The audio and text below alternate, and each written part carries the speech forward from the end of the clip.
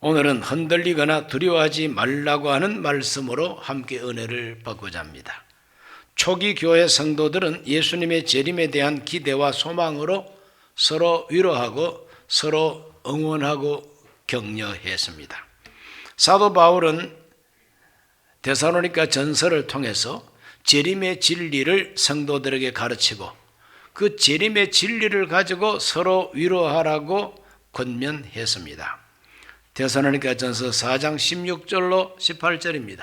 주께서 호령과 천사장의 소리와 하나님의 나팔 소리로 친히 하늘로부터 강림하시리니 그리스도 안에서 죽은 자들이 먼저 일어나고 그 후에 우리 살아남은 자들도 그들과 함께 구름 속으로 끌어올려 공중에서 주를 영접하게 하시리니 그리하여 우리가 항상 주와 함께 있으리라.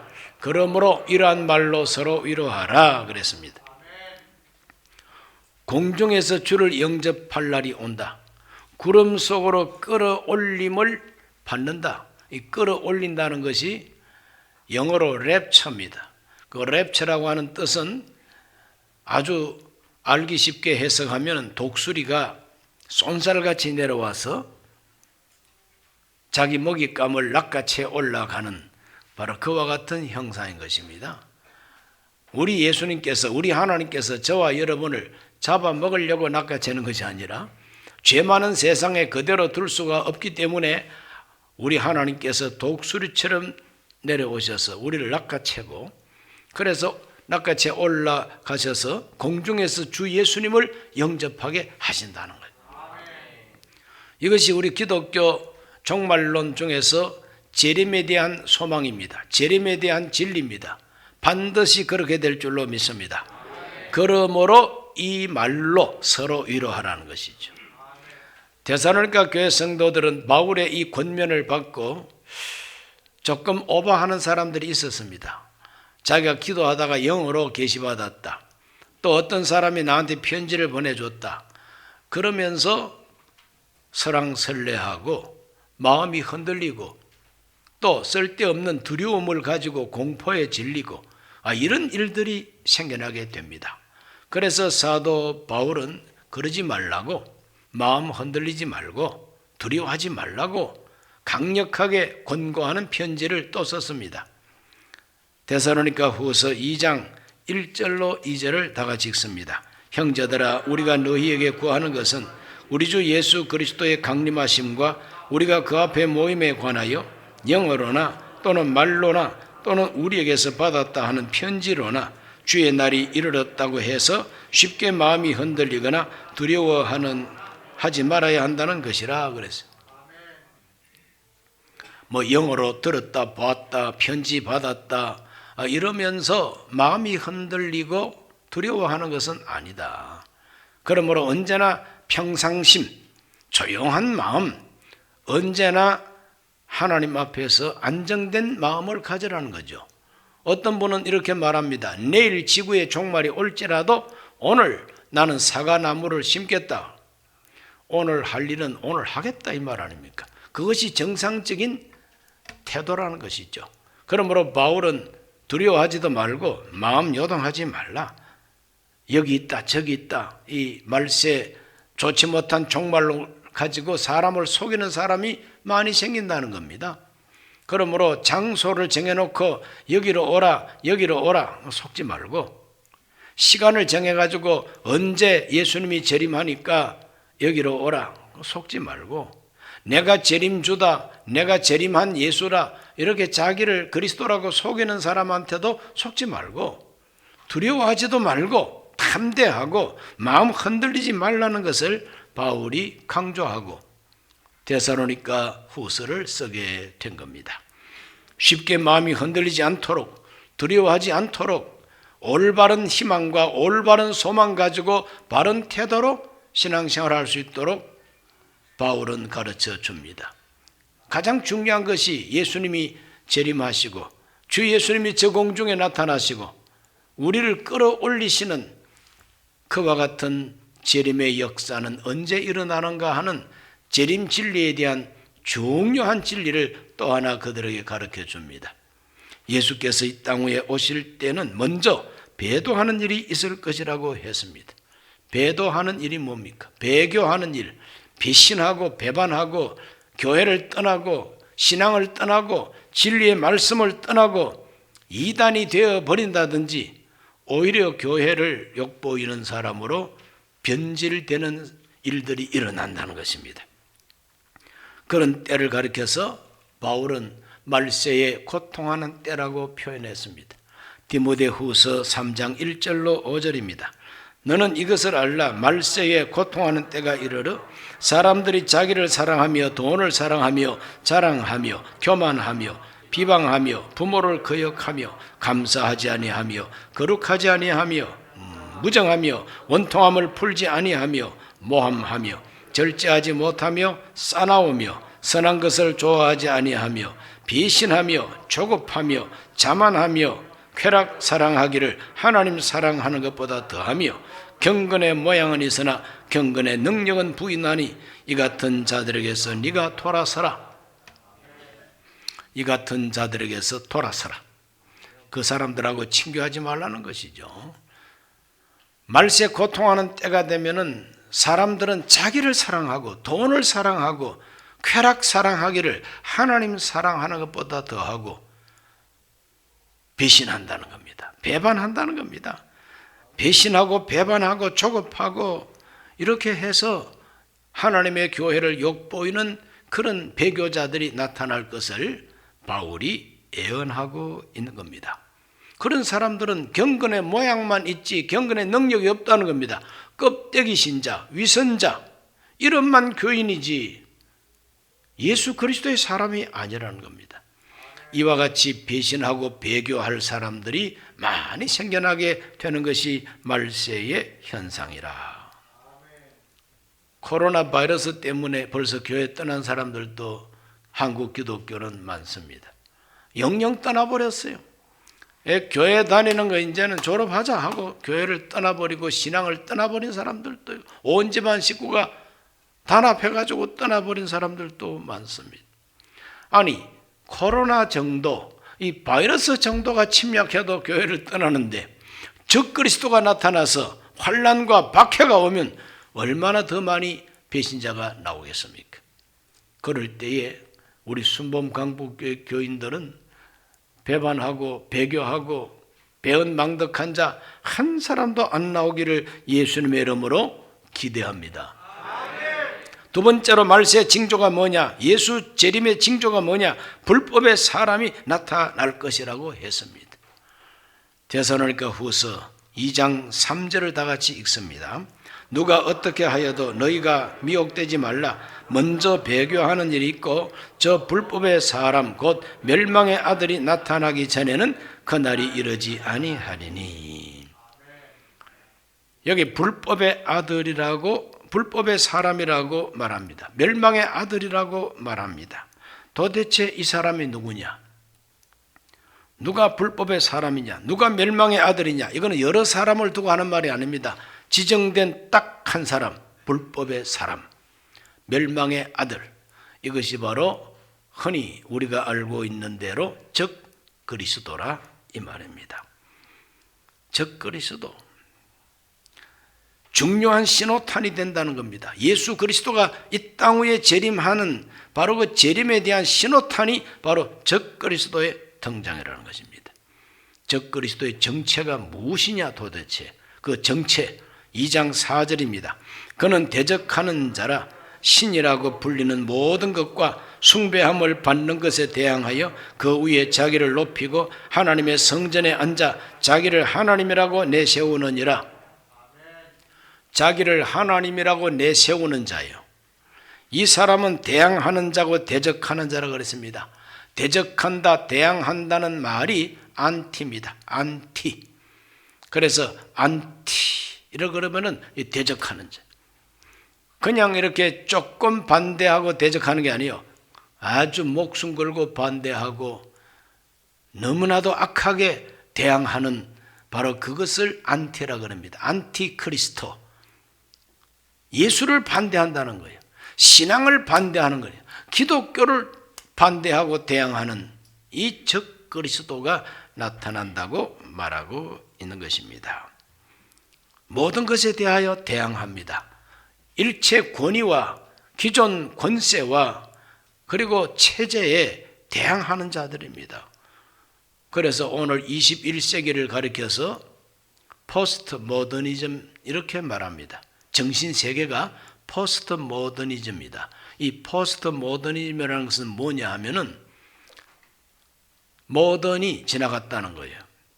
그 모던 시대에는 지식의 권위가 있고 종교의 권위가 있고 교회의 권위가 있고 가정에는 가부장적 권위가 있고 여러 가지 권위가 이 세상에 많은데 이런 것들을 인정하지 않는다는 거예요. 인정하지 않는다. 무엇을 가장 중요하게 여기느냐? 자기를 가장 중요하게 여긴다. 그래서 인권이라는 말로 포장하고 있습니다. 인권. 남자가 남자끼리 결혼해도 인권이다. 여자가 여자끼리 결혼해도 인권이다. 왜 간섭하느냐? 왜 차별하느냐? 내가 무슨 사상을 가졌든지 왜 나를 차별하느냐? 뭐 여러 가지 차별금지법을 만들어서 포스트 모더니즘에 그 모든 혜택을 다 입겠다고 하는 무리들이 지금도 극성을 떨고 있죠. 이것이 다 뭐냐 하면은 안티 그리스도, 하나님을 대적하고 교회를 대적하는, 그래서 기독교 윤리와 권위를 대적하는 이런 세력들이다. 태풍이 오면은 태풍이 상륙하기 전에 벌써 파도가 높게 치고 바람이 세게 붑니다. 하나의 징조죠. 태풍이 오고 있다는 징조입니다. 적그리스도가 나타나기 위해서 미리 이와 같은 현상이 나타나게 된다는 것을 말해주고 있습니다. 이와 같은 적그리스도가 등장한다는 것은 옛날 다니엘 시대에도 이미 예언한 바가 있어요. 다니엘서 7장 25절에서 26절입니다. 그가 장차 지극히 높으신 이를 말로 대적하며 또 지극히 높으신 이의 성도를 괴롭게 할 것이며 그가 또 때와 법을 고치고자 할 것이며 성도들은 그의 손에 붙인 바 되어 한 때와 두 때와 반 때를 지내리라. 그러나 심판이 시작되면 그는 권세를 빼앗기고 완전히 멸망할 것이요. 결국에는 멸망할 존재지만 그러나 허용된 기간에는 하나님을 대적하고 하나님의 사람들을 다 박해할 것을 여기서 말하고 있죠.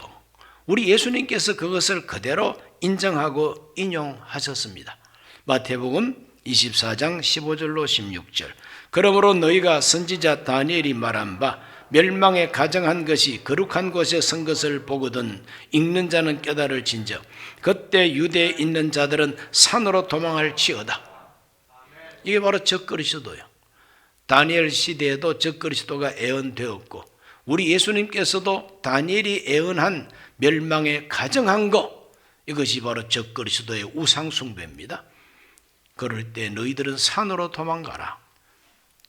1차적으로 AD 70년 로마 티투스 장군이 예루살렘을 초토화할 때 한번 이루어졌어요.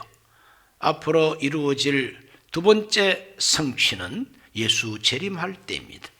그러므로 우리 모두는 고개를 들고 깨어 있어야 될 것입니다. 요한계시록 13장 7절로 9절에 이렇게 예언이 되어 있어요. 또 권세를 받아 성도들과 싸워 이기게 되고 각 족속과 백성과 방언과 나라를 다스리는 권세를 받으니 죽임을 당한 어린 양의 생명책에 창세 이후로 이름이 기록되지 못하고 이 땅에 사는 자들은 다 그 짐승에게 경배하리라. 누구든지 귀가 있거든 들을지어다. 그래서 누구든지 귀가 있거든 들을지어다. 오늘 우리 강북 성도님들도 귀 가지고 오셨죠? 들어야 됩니다. 짐승에게 경배할 날이 온다는 거예요. 그 짐승이 누구냐? 적그리스도라는 거죠. 왜 사람을 짐승으로 표현하느냐? 그 사람의 성격이나 그 사람의 그 모든 성향이나 그 사람이 하는 일이 짐승이지 사람이 아니라는 겁니다. 무참하게 사람을 학살하고 그냥 킬링 필드를 만들어내고 수천만 명을 숙청해서 죽이는 독가스실에 사람을 넣어서 가스에 질식시키고 다 불태워서 뼈다귀만 추려서 땅에 묻는 이런 독재자가 그게 사람입니까? 짐승만도 못하고 짐승보다 더 악하죠. 그래서 산에 들에 있는 순한 짐승이 아니라 아주 이상한 짐승이에요. 내가 보니 바다에서 한 짐승이 나오는데 뿔이 10이요 머리가 7이라. 머리가 7 달린 짐승 보셨어요? 거기 뿔이 10개가 달린 짐승을 봤느냐고. 이런 흉악한 짐승이 바로 적그리스도라. 이 적그리스도는 바로 그 정체가 바로 이렇다 하는 것을 성경은 말하고 있습니다. 그 적그리스도를 찬양하고 적그리스도에게 우상 숭배하도록 만드는 도와주는 적그리스도가 또 있어요. 정치적인 적그리스도는 짐승이고 그 정치적인 적그리스도를 높이고 찬양하고 그 체제를 만드는 사회적, 종교적 적그리스도는 거짓 선지자라고 성경은 말합니다. 요한계시록 13장 16절로 18절 그가 모든 자 곧 작은 자나 큰 자나 부자나 가난한 자나 자유인이나 종들에게 그 오른손에나 이마에 표를 받게 하고 누구든지 이 표를 가진 자 외에는 매매를 못하게 하니 이 표는 곧 짐승의 이름이나 그 이름의 수라. 지혜가 여기 있으니 총명한 자는 그 짐승의 수를 세어보라. 그것은 사람의 손이 그의 수는 666이니라. 666 이 표시를 받게 하고 그 표시 안 받은 사람은 매매를 못하게 한다. 이건 바로 적그리스도 체제 속에 그 사람 악한 통치자를 중심으로 경제 체제를 만들고 사회 체제를 만들고 그 적그리스도를 숭배하도록 만드는 세력이 바로 거짓 선지자 그룹인데 이것이 오늘날로 표현하면은 독재자 중심의 언론, 기자, 방송, 종교단체, 지식단체 다 이것이 바로 적그리스도 그룹이라고 하는 것입니다. 이 악한 자의 배경이 무엇이냐? 이 악한 자의 배경은 사탄의 역사라고 가르쳐주고 있습니다. 데살로니가 후서 2장 9절로 10절을 읽어봅니다. 악한 자의 나타남은 사탄의 활동을 따라 모든 능력과 표적과 거짓 기적과 불의의 모든 속임으로 멸망하는 자들에게 있으리니 이는 그들이 진리의 사랑을 받지 아니하여 구원함을 받지 못함이라. 사탄의 활동을 따라 적그리스도가 등장한다는 겁니다. 그러므로 이 적그리스도의 배경에는 사탄이 있습니다. 마귀가 있습니다. 그래 마귀가 시키는 대로 하는 거죠. 우리 예수님이 성육신하신 하나님이죠. 하나님이 사람이 되어 오셨다. 이걸 흉내내는 겁니다. 마귀가. 그래서 자기가 사람 속에 들어가가지고 자기의 완전히 충복을 만든 통치자가 적그리스도라는 것이죠. 그것이 요한계시록 13장에서도 나옵니다. 사탄, 용이 이 짐승에게 권세를 주었다. 용이 주는 그 권세를 가지고 세계를 지배한다는 거예요. 용이 주는 권세를 가지고 용이 주는 아이디어와 지식을 가지고 세계를 지배하게 된다는 거예요. 전체주의로 통치할 것이고 이 전체주의로 통치하는 이 적그리스도는 악의 삼위일체라 그럽니다. 악의 삼위일체가 뭐냐? 기독교 신앙의 핵심이 삼위일체 하나님인데 성부, 성자, 성신이 있는 것처럼 악의 삼위일체는 마귀와 적그리스도와 거짓 선지자입니다. 마귀가 성부 역할을 해요. 마귀 아버지가 마귀입니다. 적그리스도의 아버지가 마귀입니다. 그 마귀의 자식이 바로 누구냐? 짐승으로 올라온 적그리스도입니다. 그 적그리스도를 찬양하는 성령의 역할을 하는 것이 거짓 선지자들입니다. 악의 삼위일체예요. 그들은 악의 삼위일체를 형성해가지고 온 세계를 전체주의로 통치할 것이라고 내다봅니다. 전체주의가 뭡니까? 내 말만 들어라 이 말이에요. 한 사람의 통치만 받아라. 이것이 바로 전체주의입니다. 잘 이해하지를 못했지만 요즘은 확실하게 이해하게 됩니다. 미국에서 대통령을 뽑는 선거가 있었는데 요즘 가만히 매스컴을 통해서 보면은 우리나라 매스컴에서는 말 한마디 안 합니다. 그러나 외신이나 미국 현지에서 들려오는 소식을 들어보면 이게 부정선거라는 거예요. 어떤 방법으로 부정선거했느냐? 기계를 사용해서, 컴퓨터를 사용해서 A, B 두 사람이 출마했으면 이 거대한 악의 세력들이 누구를 뽑아야 되겠다고 작정하면 국민 투표해가지고 아무리 열심히 많이 찍어도 기계 속에서 분별을 해가지고 B에게 더 많은 표가 가게 해버린다는 겁니다. 그러니 표는 분명히 찍었는데 내가 찍은 표대로 개표가 안 되고 개표 기계 안에 조작된 프로그램대로 결과가 나와버린다는 거예요. 이러한 방법으로 부정선거를 자행을 하면은 선거운동 전혀 안 해도 당선이 될 수밖에 없는 거죠. 그래서 모든 언론 매체가 다 약속이나 한 것처럼 그 사람을 띄워주고 그 사람을 세워주고 이렇게 하면은 꼼짝없이 온 세계가 한 손 안에 들어오게 된다는 것이 이제는 올해부터 확실히 이해가 됩니다. 그들은 거짓을 진실로 둔갑시키고 불법을 합법으로, 가짜를 진짜로, 악인을 선인으로, 독재를 민주로, 억압을 평등으로, 폭력을 정의라고, 특권을 공정이라고, 비겁한 굴종을 평화라고 속입니다.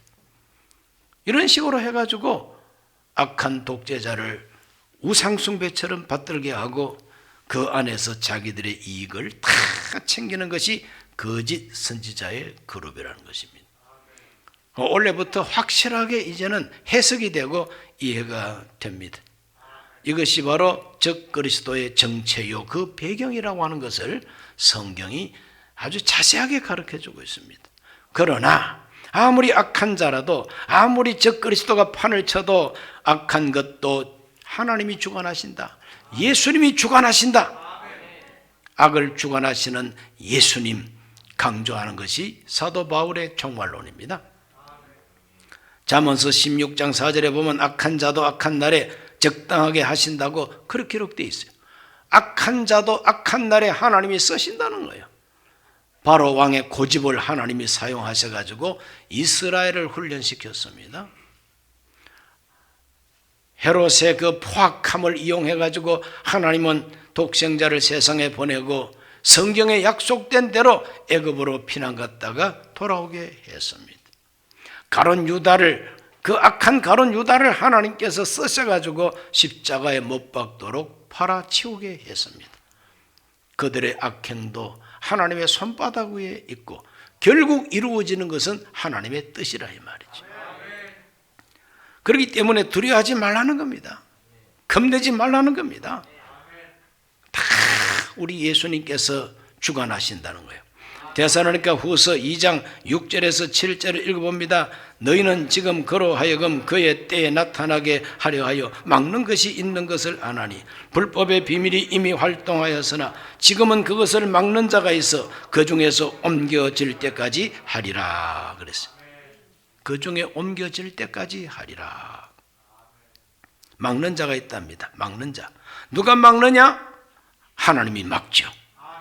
누가 막느냐? 성령이 막죠. 무엇을 막느냐? 적그리스도가 등장하는 것을 막고 있다는 것이죠. 그러나 성경은 말합니다. 벌써 이 세상에는 불법의 비밀이 활동하였다고 기록하고 있어요. 불법의 비밀이 이미 활동하고 있다는 겁니다. 구약시대의 그 전제 군주들, 그리고 신약시대의 폭군들, 로마 황제들, 자기를 숭배하지 아니하면 무참하게 죽이는 로마 황제들, 다 적그리스도의 영성으로 활동했던 독재자들이에요.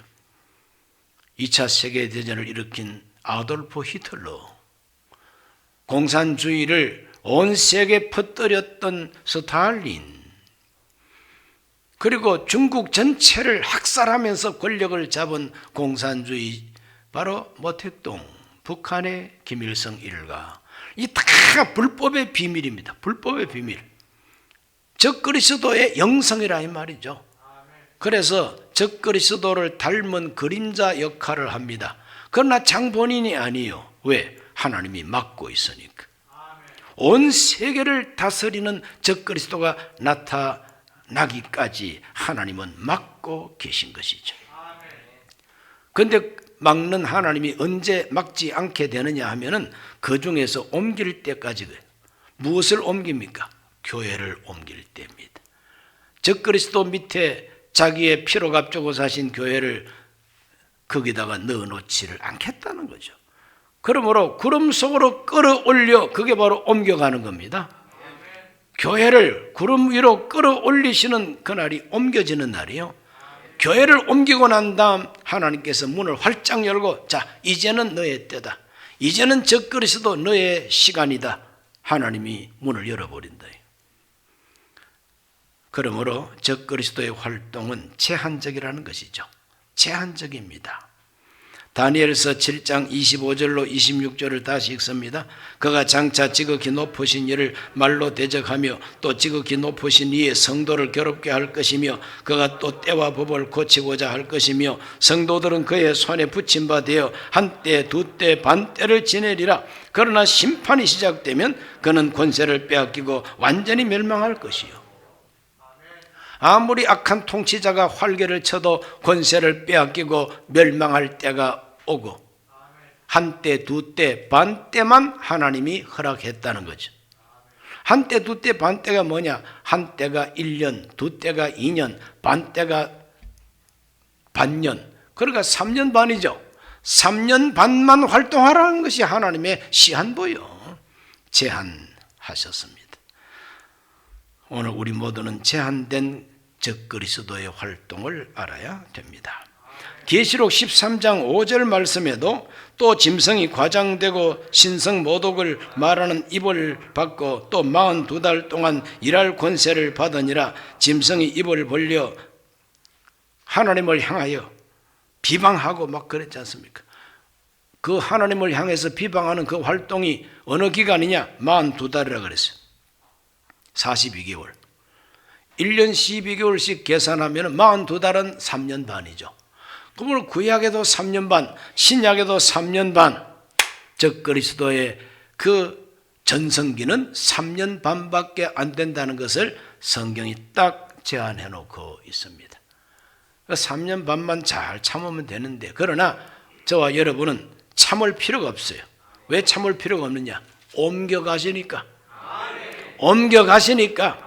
데리고 가시니까.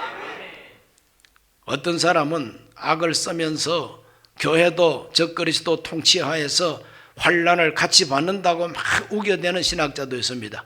그럼 우겨대면은 그냥 거기 살아라 그러고, 우리들은 간다, 하나님이 데리고 간다는 그 말씀에 소망을 둡니다. 우리 모두가 데려감을 받게 되시기를 바랍니다.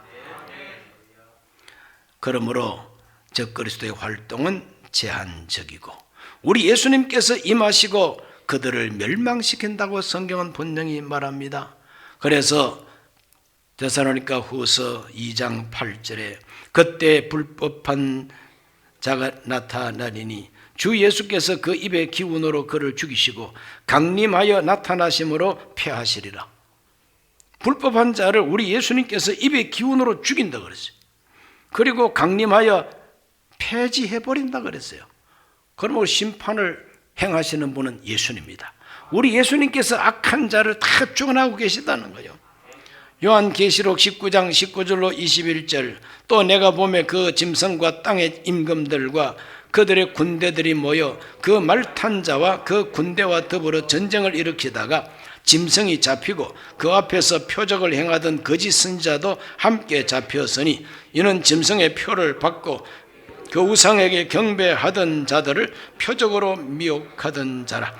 이 둘이 산채로 유황불 붙는 못에 던져지고 그 나머지는 말탄 자 입으로부터 나오는 검의 죽음에 모든 새가 그들의 살로 배불리더라. 자세하게 나와 있지 않습니까? 재림하시는 예수, 말탄 자가 재림하는 예수입니다. 재림하는 그 예수님이 오셔가지고 짐승과 거짓 선지자와 짐승을 따르던 왕들, 세계 통치자들 싹 다 모아가지고 불과 유황으로 타는 못에 던져버린. 얼마나 통쾌합니까, 여러분? 이걸 영화로 만들면 틀림없이 박수치겠지만 말로 하니까 실감이 잘 안 나요. 아무리 악인이 잘 되고 힘이 있어 보여도 하나님이 주관하고 계시고 하나님이 제한하고 계시고 하나님이 반드시 심판하십니다. 그러기 때문에 흔들리지 말라는 거예요. 그러므로 두려워하지 말라는 겁니다. 그러므로 어떻게 살아야 마땅한가를 데살로니가후서 2장 15절에서 말합니다. 그러므로 형제들아 굳건하게 서서 말로나 우리 편지로 가르침을 받은 전통을 지키라. 3장 6절에 형제들아 우리 주 예수 그리스도의 이름으로 너희를 명하노니 게으르게 행하고 우리에게서 받은 전통대로 행하지 아니하는 모든 형제에게서 떠나라 그랬어요. 강조되는 게 전통입니다. 무슨 전통이냐? 캐캐묵은 전통이 아니라 사도들이 전해준 복음의 전통, 다시 오실 예수님의 재림에 대한 교리, 재림에 대한 진리의 전통을 떠나지 말라는 거예요. 이 전통 위에 굳세게 서라는 거예요. 이러한 전통을 따르지 아니하는 사람하고는 사귀지도 말라는 거예요. 강력합니다. 그러므로 오늘 저와 여러분이 사는 이 시대는 종말의 시대예요. 적그리스도가 나타날 징조가 다 나타나고 있습니다.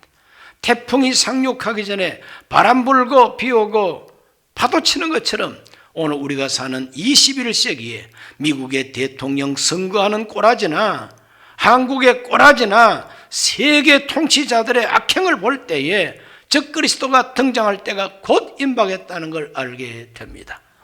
이럴 때 우리는 마음에 흔들림이 없고 두려움이 없고 하나님 앞에서 정말 호심경을 붙이고 투구를 쓰고 무장하고 하나님을 잘 섬겨야 될 줄로 믿습니다. 기도합니다. 하나님 아버지, 오늘 주님 앞에 나와 예배하는 우리 모든 성도들, 주 예수 그리스도의 강림이 매우 가까이 왔으니 두려워하지 말고 마음 요동하지도 말고 예수님을 바라보고 기다리게 하여 주옵시고 바른 태도로 기다리게 하여 주시고 복음의 전통을 잘 지키는 우리 성도들이 다 되게 해 주옵소서. 예수님 이름으로 기도하옵나이다. 아멘.